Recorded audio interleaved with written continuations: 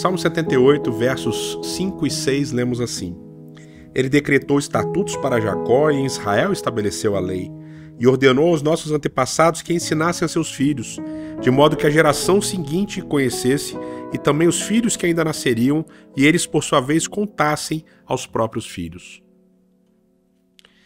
A memória é uma coisa muito interessante e importante dentro desses salmos de Asaf. Ela aparece o tempo todo.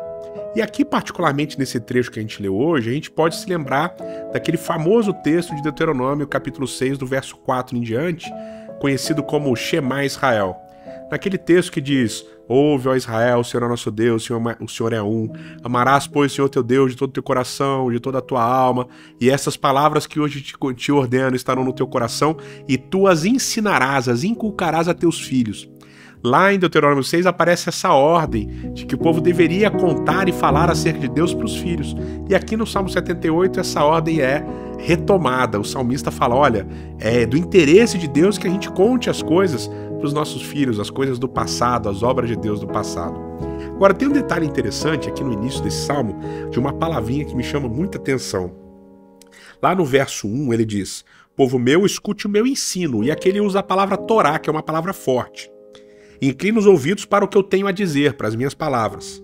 Verso 2, em parábolas, e aqui ele usa a expressão machal, que é parábola ou provérbio, em parábolas eu abrirei a minha boca e proferirei enigmas do passado. E aqui essa palavra enigmas é a palavra hidot.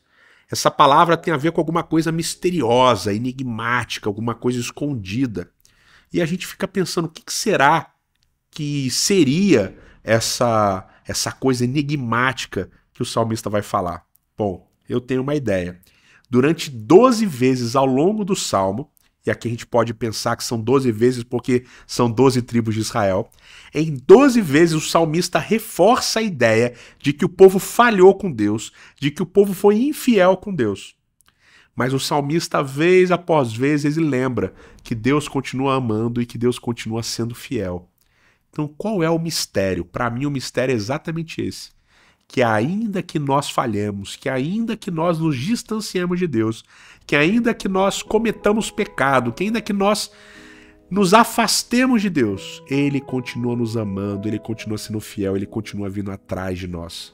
O amor de Deus é misterioso, porque é um amor que não nos abandona, está sempre nos perseguindo, está sempre atrás de nós, está sempre nos buscando. Esse é o amor do nosso Deus.